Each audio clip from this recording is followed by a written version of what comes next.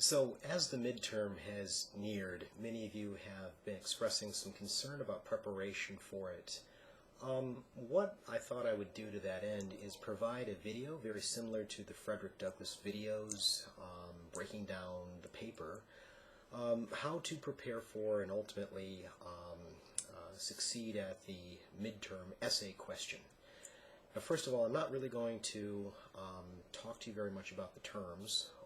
If you've got a specific question, you could, of course, email me or stop in my office, whatever the case is. But most of those terms, all of those terms, can either be found in your readings or they can be found by watching my lectures that I've been posting the last several weeks. Now, what I will address in this video is how you can prepare for the long essay question, the question that's going to ask you about the development of American political thought. Now, there's a couple things that I want to start out by saying. First of all, the way that I see this question is much more akin to the question that I asked you with Frederick Douglass. In other words, it's an opinionated question, but you need to support your opinion with concrete, factual evidence. I don't really care how you answer it. What I mean is there are multiple ways of answering it and answering it correctly. And of course there are multiple ways to answer it incorrectly. To that end, I treat this question much more like an actual paper that you've had time to think about and kind of roll over in your head.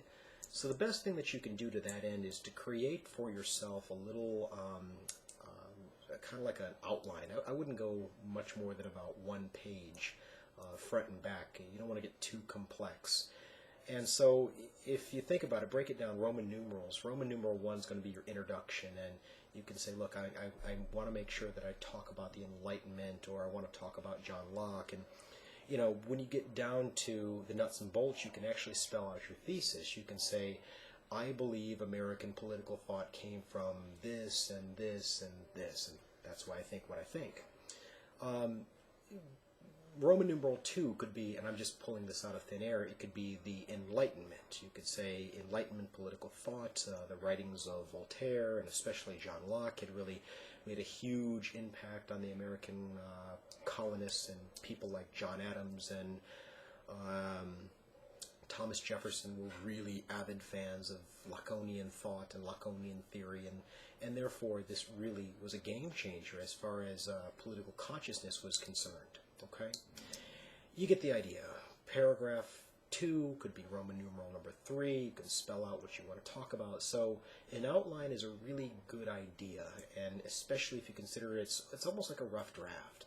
I mean, what you're doing is you're kind of getting your thoughts on paper so that you can see them and you can kind of tweak them to the point where you can engage the central question in a really direct, forefrontal way. Okay?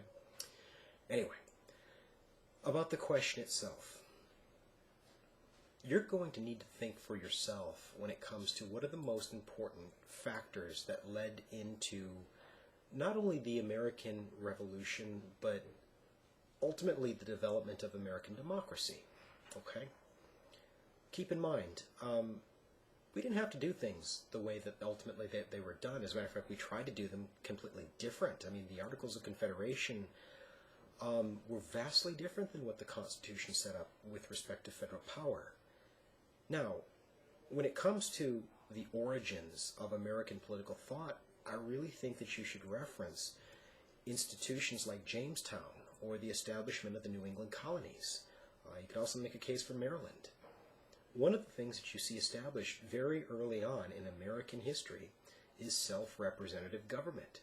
You see local lawmaking bodies emerging in Jamestown. You see the same thing in Maryland.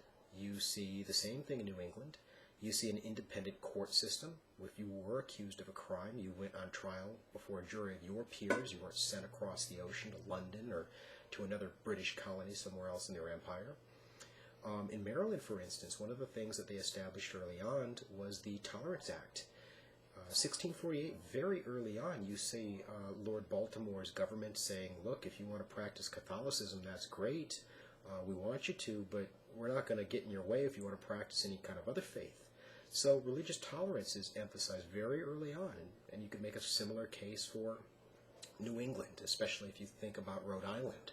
Roger Williams is the guy that really develops the notion of a separation of church and state. Anne Hutchinson, the idea that all souls are created equal. That's obviously got connections to all men being created equal generations and years after she died.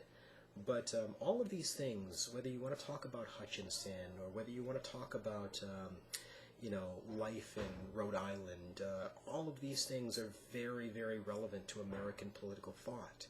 And the point with me telling you all of this is they developed much, much earlier than the American Revolutionary period. So we had been used to passing our own laws and trying our own alleged criminals, and we had been used to not having an authoritarian government telling us who we could do business with, let alone who we had to worship, things of that sort. So I'm hopeful that you can see that the establishment of places like Jamestown and the early forms of democracy that took root there are very, very important when it comes to the development of American political thought. Next, and I would really emphasize this part, this is a very important aspect of that question. The Enlightenment. You really cannot talk about this question and just simply ignore the Enlightenment. Now, I'm not going to spend a lot of time talking to you about what the Enlightenment was. You should know that at this point. But what the Enlightenment really did when it comes to its impact on American political thought was really emphasize that the day and age of the king ruling and everybody else simply falling into line, that day had passed.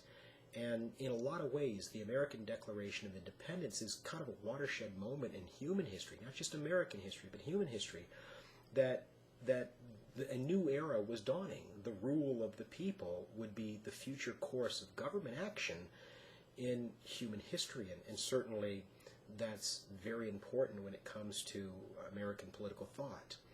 So this had been fermenting in American life in the colonies for years before the bullets started flying in 1776.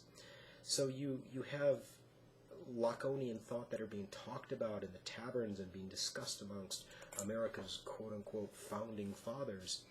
And this is a really, really important aspect of the development of American political thought. You could also go down the road of pietism. Remember, the Great Awakening grew out of this pietist movement that emphasized you didn't need to be pope or bishop, let alone the King of England, to have a relationship with your Creator. I have described it as a democratic version of religion, and Christianity in particular. And so, whereas it's emphasizing just the ordinarily born, the common man, it's a direct break from the traditions of the past. And I don't care if you're talking about the Puritan Church or the Catholic Church, which had been governed with very authoritarian mechanisms. So, together with the Enlightenment and this small d democratic tradition in places like Jamestown and Rhode Island, you've got a lot of things that are converging to really develop American political thought. Next, the Revolutionary time period. I mean, I think this is also very important when it comes to fully engaging that question. You better be able to talk to me about things like the coercive acts. One of the things that's happening in the 1760s is Britain is trying to dig itself out of debt, and one of the places it's looking for money is the American colonies, so it's implementing taxes. We talked about the Sugar Act, we talked about the Stamp Act, we've talked about the Townshend Acts, and all these things that are designed to get a dollar out of the American colonies, in their case a pound. But anyway, they're being protested primarily because Britain hadn't governed us like that up until this point. I mean, we had been used to not only passing our own laws, but pretty much getting around the law. We didn't buy British tea before 1773. We bought Dutch tea because we did not believe Britain had a right to tax us. They weren't giving us any representation over there in Parliament, so we felt perfectly justified by not buying their tea and breaking the law and buying Dutch tea. You begin to see Britain coming down hard on us with respect to trying to get us to acknowledge that their law, British law, was supreme and our law was secondary. And you begin to see American colonists, especially in places like Boston, really beginning to rebel against this, and it's bringing about the American Revolutionary War. I've mentioned the Declaration of Independence. It's probably worth mentioning again. It is a watershed moment, and really kind of what I like to think of as the manifestation of American political thought, the sense that, you know, the day and age of the king ruling had come to an end, and the people's rule, the rule of the people, the democracy, that era was dawning. So all of these things, self-representative government and taxation without representation and, you know, separation of church and state, they're all really bundled in various forms and fashions in the Declaration of Independence. Lastly, the Articles of Confederation and the Constitution and or the Bill of Rights. The way that I like to think of it, and if you watch my videos you know this, I always like to think of it as, you know, a child telling their parents how they're going to be when they grow up and they have children, they're never going to treat their children like this. After the war ended, we found out there was a really important reason why the British were doing what they were doing, trying to get us to follow their laws. It's really difficult to govern a really complex, diverse, large political body politic without a stronger central government.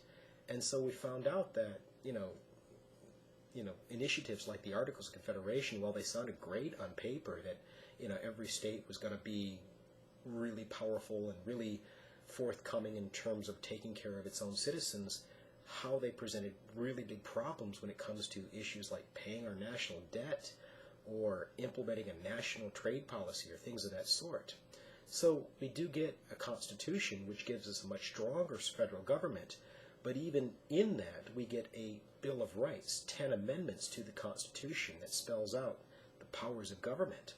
These 10 amendments say, look, these are laws that Congress will not pass. Congress will never pass a law that says you can't speak your mind, to a certain extent, that you can't own a gun, that you can be just stop and frisk whenever any kind of law enforcement official feels like it. These are all laws that Congress guarantees will not be passed, and so therefore, even though we've got a stronger central government now, we're going to make sure that that stronger central government lives by and abides by some of the doctrines of the revolutionary period and even before that. Small d democracies, that there are these natural rights that cannot be infringed upon, no matter what the reason that the government may have for this. So at any rate, I'm hopeful that you have an idea as to what I'm looking for as it relates to this essay question. You can take 2 or 3 of these ideas. You can take 4 or 5 of them. It really doesn't matter to me. You can omit as many as you like. It doesn't really matter to me what you tell me about. But I would choose at least 3. 3 that you feel are most important when it comes to really directly engaging where American political thought kind of came from. Use them to kind of demonstrate that this wasn't just kind of this automatic thing that happened in the mid-1770s that had been brewing for a long, long time. There's a lot more to the development of American political thought than you might think at the surface level. So at any rate, I hope this has helped. And again, if you have individual questions, please don't hesitate to let me know.